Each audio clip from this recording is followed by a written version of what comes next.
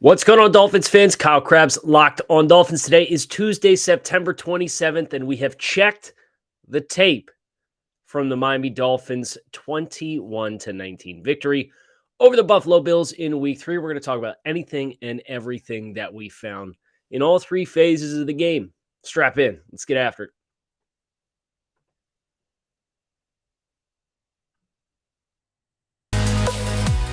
You are Locked On Dolphins, your daily Miami Dolphins podcast, part of the Locked On Podcast Network, your team every day.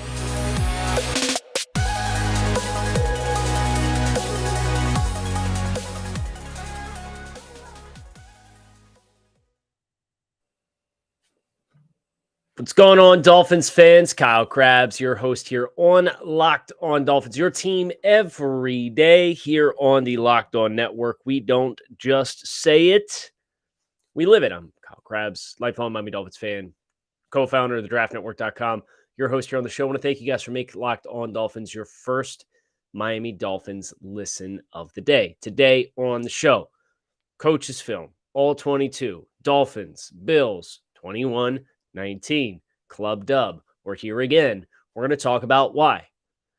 And I'll tell you what, I certainly feel the Buffalo Bills' pain having to grind through 92 plays of Dolphins defense.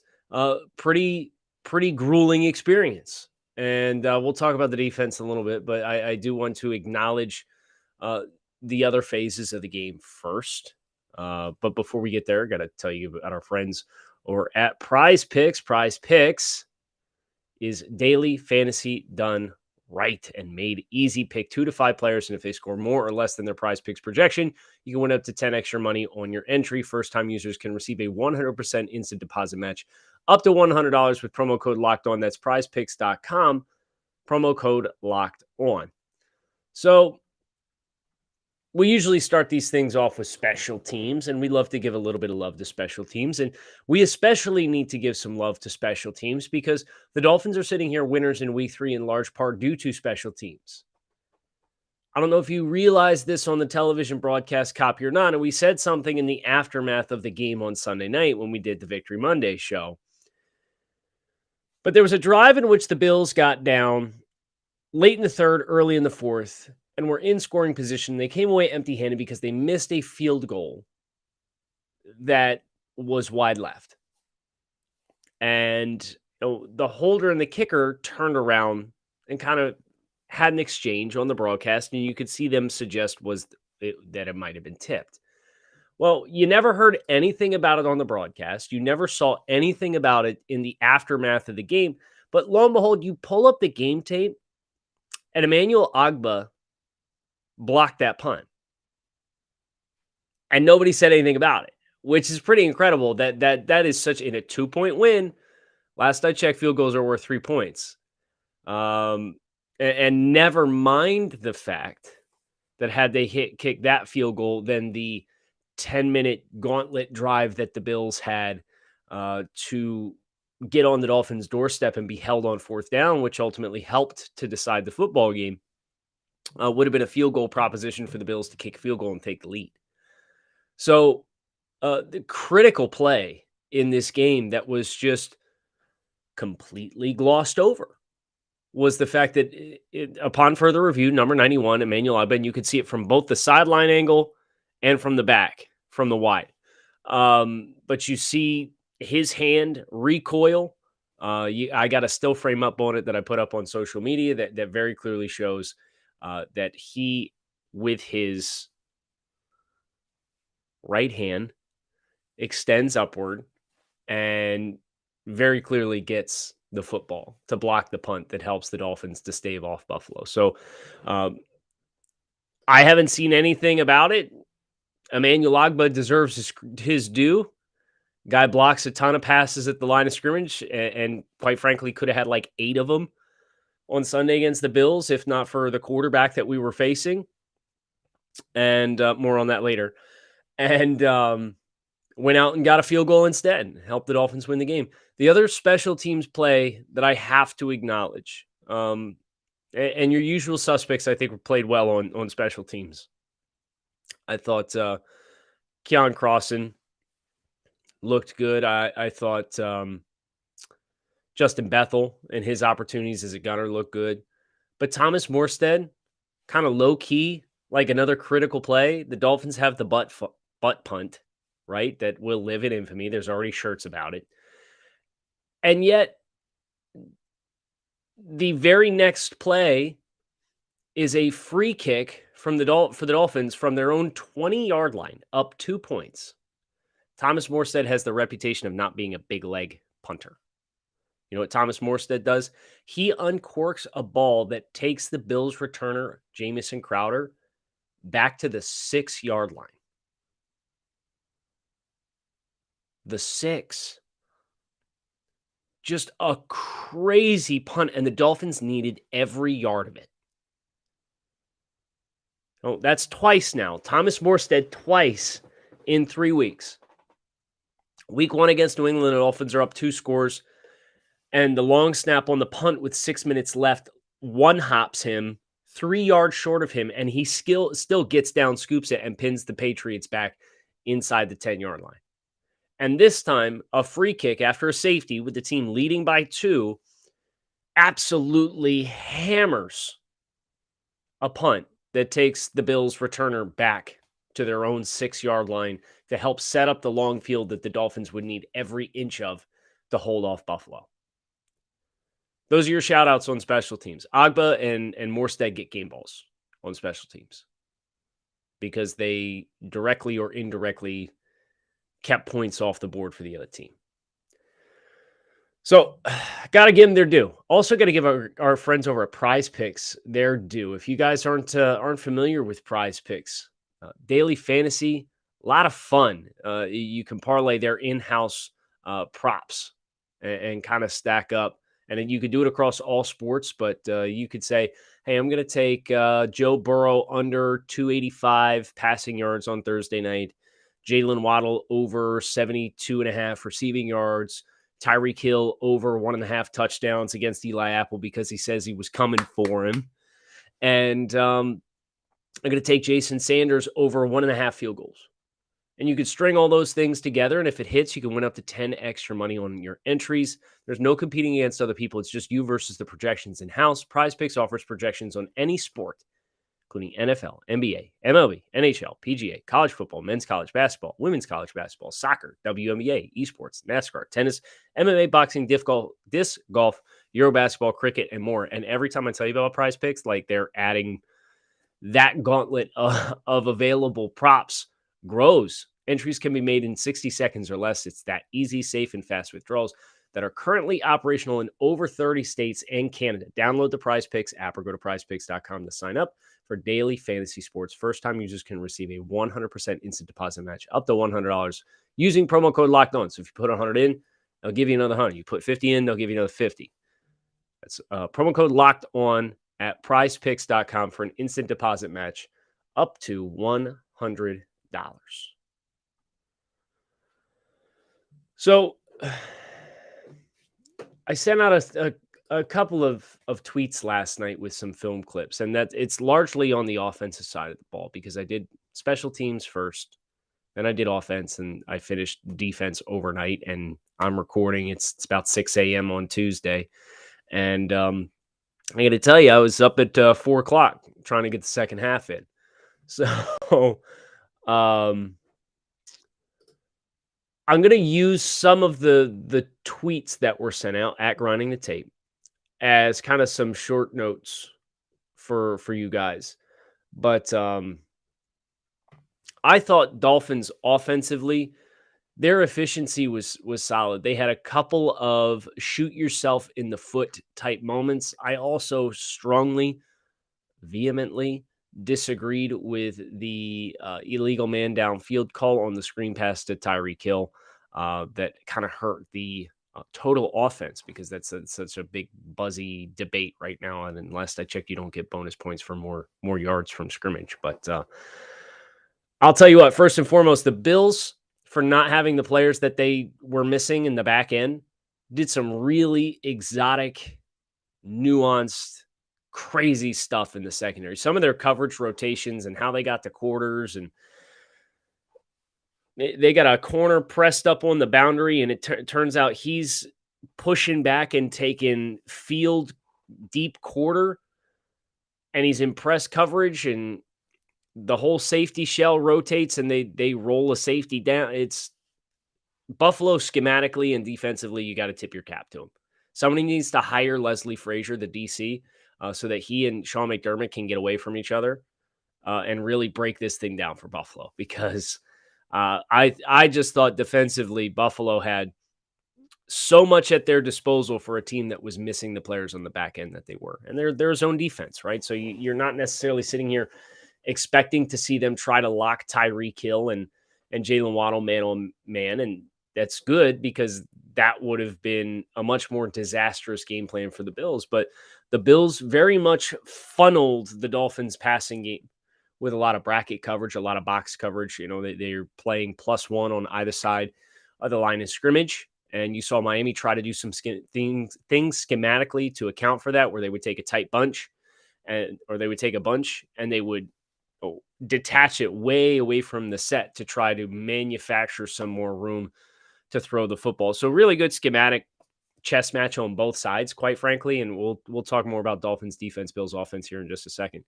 But Tua's touchdown pass to River Craycraft is all the things that I think you're going to lean into with your continued investment into Tua Tagovailoa as you go from here.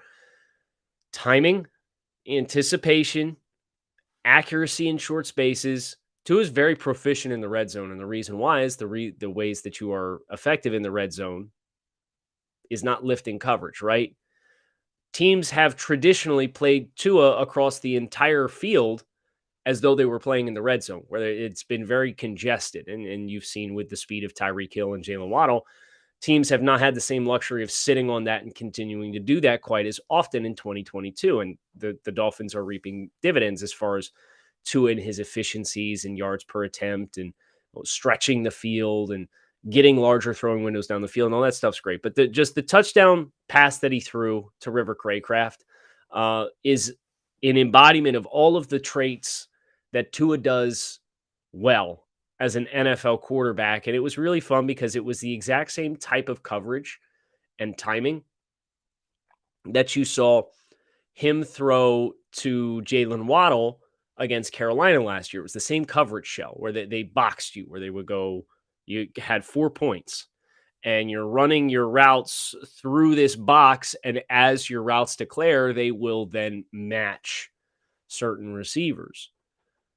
Well, if you throw it right into the heart of the box and you throw it with timing, as all these receivers are coming through here, it freezes all the defenders. And that's exactly what it did on this touchdown pass, just like it did when Jalen Waddle ran the stop route right in the heart of that coverage against Carolina last year. So Tua, I thought, played a perfectly fine game. You want the throw to Matt Milano back. I don't know what he saw in that play, but I think you're continuing to see Tua grow as a player. And I've really enjoyed in this game in particular seeing him more consistently working through progressions, moving his eyes and kind of getting his feet aligned to marry where his eyes are at the top of his drop. That is not a small deal.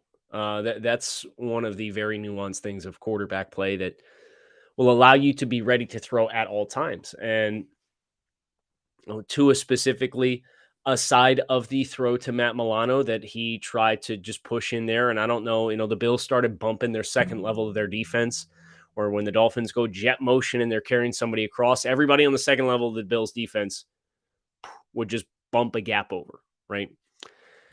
And I don't know if in that moment, the picture changing, the Bills took advantage of that and they created a lot of miscommunications, both in the run game and in the pass game, for who is stepping to where and where guys are going to be.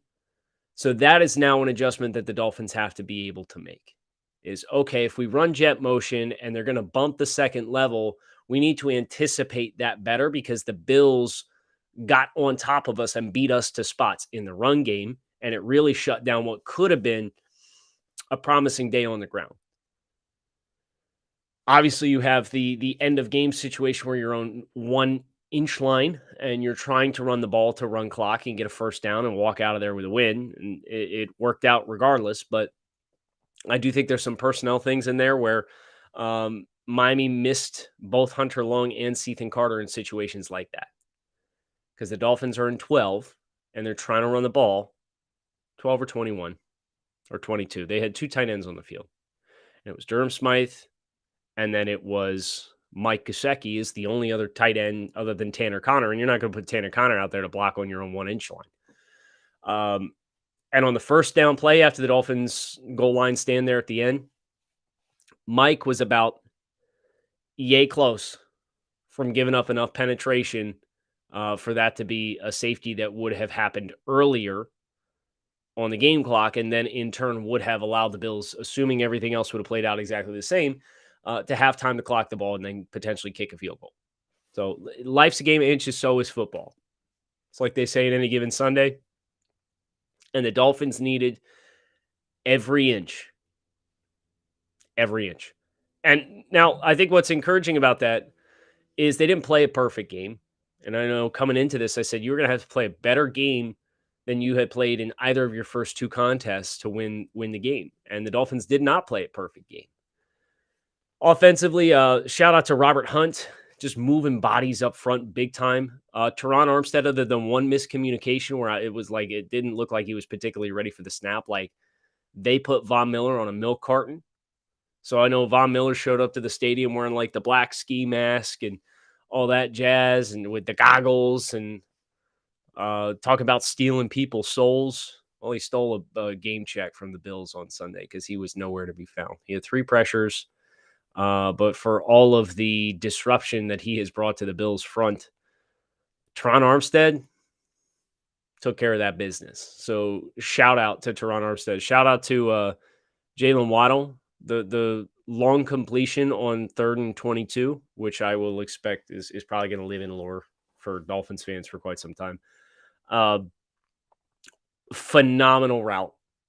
Phenomenal route, the way that he stemmed it, the way that he sold it outside, the way that he pushed it. Oh, the Bills were in middle of the field, open coverage, right? Tyreek Hill on the other side of the field, and Wes Welker talked about this in training camp.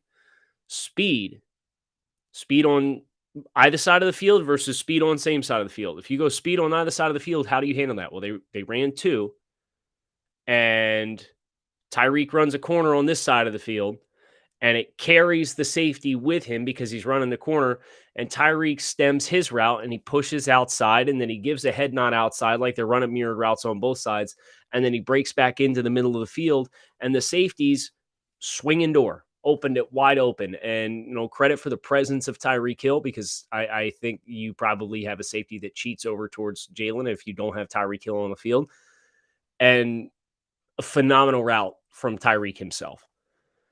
So I think schematically, Miami, they were efficient with their opportunities, but they played Hercules on the other side of the ball. So I'll give you this final thought as far as the Dolphins' offensive output in this game and 212 yards production. I think if you played any other quarterback in the NFL, the Bills score 10 points or less. They were lucky to get 17 when it's all said and done. They were lucky to not have 4 turnovers. They were lucky to not have 10 sacks. And all of that added up to a recipe where they continued to convert on 3rd and longs and 4th downs and kept the Dolphins offense off the field. I'm completely unconcerned about the total yards output from the Dolphins, and I thought they played well. It was just a game script in which Buffalo constantly strung out these drives, and Miami did not get the opportunities to run what will be a more balanced and complementary game. As far as the defense, though, I will say this. This was a master class in the chess of football.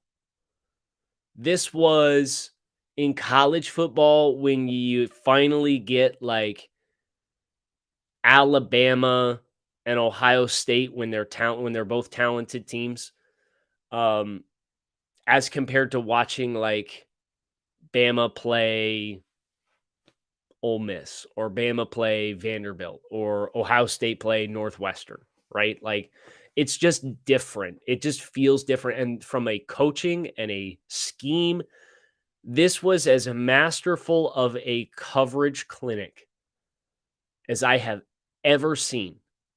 And credit to Josh Boyer, credit to Javon Holland, credit to Elena Roberts. The guys calling it out. It's credit to Jerome Baker.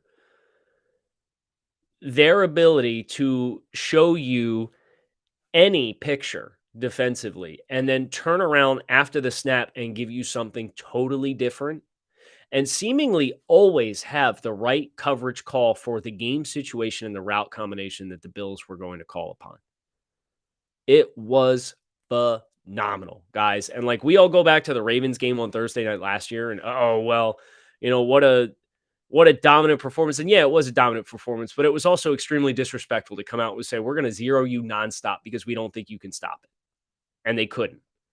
Well, the Bills had answers for every kind of coverage look that you were given.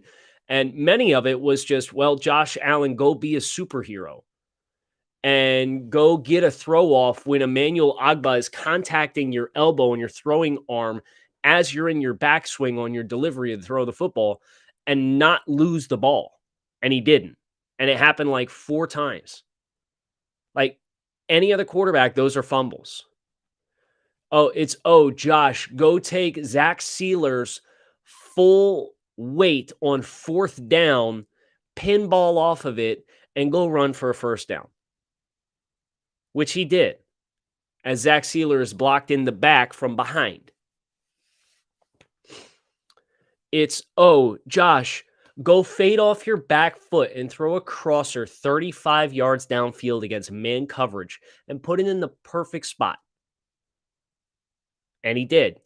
It's, Josh, dead sprint to your right and throw a line directly over Brandon Jones's shoulder, past his ear hole, into the hands of, I believe it was Reggie Gilliam, their fullback tight end hybrid type, to convert another long down and distance situation. And he did. It's like, that's what playing the best quarterback in the world feels like. And it took superhero effort plays from Josh Allen, because the Dolphins, whether they were running one robber, whether they were running Tampa 2, whether they were running fire zone blitzes, whether they were running zero, whether they were running cover 3, they threw everything in the kitchen sink. And they did it from, they would be in a zero look, and Javon Hollins walked up as the M-man on the line of scrimmage, and at the snap of the ball, he's pushing out and he's sprinting 25 yards downfield to take deep middle, looking for them to throw the seam. If you could change in the picture to that magnitude, and I'm not even talking about individual player performances, right? Like, Christian Wilkins was a goblin against the Bills. Just an absolute terror. Terrorized them play in after play out. Emmanuel Agba, you got a special teams game ball, he's getting a defensive game ball because he ruined Quessenberry's life at right tackle. He destroyed him all game. Melvin Ingram haunted both tackles. Javon Holland played every defensive snap and is out here covering 60 yards in the 4th quarter, while the Bills players are falling all over themselves because they're gassed. Kader Kohu, man, really good, man, sticky man coverage against like Isaiah McKenzie and Jamison Crowder in the slot. Like, that's not a small deal. Duke Riley needs to play more. He was all over the place. The range, the explosiveness. He's not a big guy for NFL linebacker standards, but he's got the range that really allowed the Dolphins to do some really good stuff in coverage. And I know we got frustrated with some of the corner blitzes, the nickel blitzes. I mean, even when they ran a cap blitz off the edge, which is an outside corner blitz, and they effectively played cover 2 with it, and they had to push the linebacker who's mugged up in the B gap out to the flat, and Brandon Jones, who's way out here, now has to roll down. They push to it wasn't cover 2 that they pushed to. I digress. But Brandon Jones is in a high 2 alignment at the snap, and he rolls down, and he's got to take hook curl, and Josh Allen drops one up over the top of him. It was another unreal throw from touch, and Josh Allen's base is completely broken down. The second touchdown pass that he threw, the coverage bust over the middle of the field where we weren't in communication on trips and we ran man coverage and the crosser ran free, Brandon Jones tipped the ball while engaged with a blocker. The Dolphins dropped 5 picks. So for all of the Bills fans bemoaning, oh, well, we gave the game away. We didn't do that. Y'all, the field goal was blocked. Sorry. We dropped 5 picks on defense. We tipped a touchdown pass. And there were 4 pass attempts in the pocket where we're contacting your quarterback's throwing arm. And he doesn't fumble the ball in pressure. Jalen Phillips is this close to having a crazy game, too, by the way. Jalen Phillips is this close. He had the near interception. He, on the last possession where the Bills are trying to get down, he and Christian Wilkins did a 2-man stunt inside, and he had a free runner that forced Josh Allen to throw one away. That would have been an excellent sack. Oh, he also gave Quessenberry problems at tackle. I cannot say enough about the defensive effort, and obviously you all know that. But to watch the full picture and to understand from a coverage perspective all the different things that they threw and all the different right calls that they had in right situations against right route combinations, I have never seen anything like it, not from a Miami Dolphins football team. Credit to Josh Boyer, credit to Javon Holland for getting the team in the right calls in the right situations. And you played Hercules. And you beat him, which the Dolphins haven't done in a really long time. And that's a great place to be. Great place to be the rest of the week is right here on Locked On Dolphins. We, of course, have Thursday Night Football this week. We're going to move on to Cincinnati. This is our film review. We're putting it away. We've got crossover Thursday with Locked On Bengals. We're going to talk about a game plan to beat the Bengals. Hopefully we can sandwich this week. Victory Monday, Victory Friday. That'd be a hell of a 1-2 punch. So let's see what we got cooking. We're going to get after it here on the show. So hit subscribe, follow along. Your team every day, fins up. Keep it locked in right here on Locked On Dolphins. Thanks for checking out.